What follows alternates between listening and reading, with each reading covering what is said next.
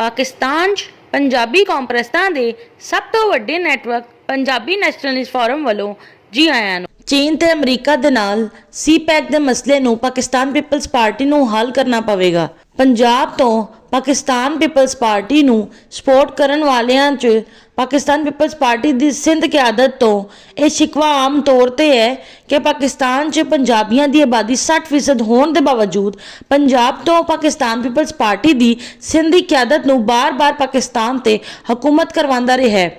लेकिन Pakistan peoples party की सिंधी क़यादत का किरदार पंजाब ते पंजाबियों के नाल किद्दां रहा। पाकिस्तान पीपल्स पार्टी की सिंधी क़यादत की तरफों पंजाब च सराइकी साजिश करके डेरावाली पंजाबी, मुल्तानी पंजाबी, रियासती पंजाबी नूं पंजाबी कौम तो वख करन दियां साजिशां कीतियां गईयां। पाकिस्तान पीपल्स पार्टी की सिंधी क़यादत की तरफों सिर्फ पंजाब च मजीद सूबे बना के पंजाब के टुकड़े टुकड़े करन दी साजिशां कीतियां गईयां।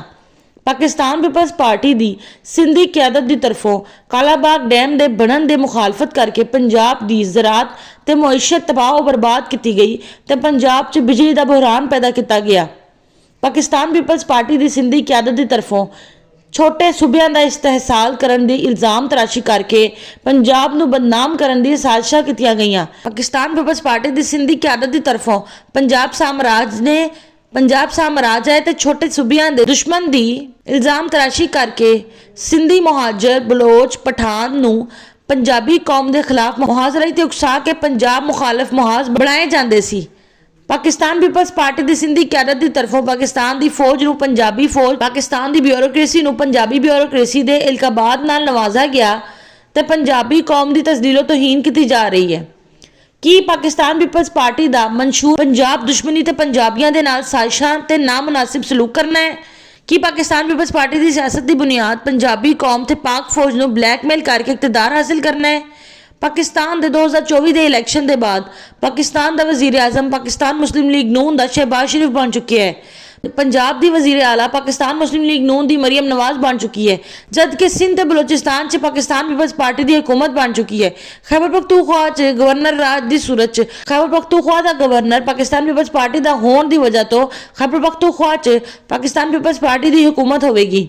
यह भी मुमकिन है कि आसफ जरदारी के पाकिस्तान का सदर बनने के बाद खैबर पख्तूनख्वा च गवर्नर राज नाफिज के बजाय पाकिस्तान पीपल्स पार्टी ते पीटीआई के इतिहाद तो बिलावल भुट्टो पाकिस्तान का वजीर आजम बन जाए। लिहाजा सिंध, बलूचिस्तान, खैबर पख्तूनख्वा च पाकिस्तान पीपल्स पार्टी की हुकूमत पाकिस्तान का सदर पाकिस्तान पीपल्स पार्टी का होने की वजह तो या फिर पाकिस्तान का सदर तो वजीर आजम पाकिस्तान पीपल्स पार्टी का होने ते सिंध और बलोचिस्तान च पाकिस्तान पीपल्स पार्टी जबकि खैबर पख्तूनख्वा च पीटीआई की हुकूमत होने की वजह तो सिंधी मुहाजर, बलोच, पठान ते हुक्मरानी करते हुए चीन ते अमरीका के नाल सीपैक के मसले नूं पाकिस्तान पीपल्स पार्टी नूं हल करना पवेगा। वरना पंजाबियों ने सीपैक का मसला हल किया तो पठाना ते बलोचा का सौदा हो जाना है। वजह यह है कि सीपैक पठाना ते कर्दिस्तानी बलोचों के इलाकों चों गुजरता है, पंजाबियों के इलाकों चों नहीं गुजरता। जबकि पंजाबियों की तरफों पठाना ते बलोचों के नखरे चक्कण के बजाय हुण पंजाब ते पंजाबी कौम की तरक्की ते ध्यान दिता जाए। जबकि चीन ते अमरीका के नाल पंजाबी कौम के तालुकात हुण भी ठीक ठाक ने ते आइंदा दे लई भी ठीक ठाक रखे जाणगे।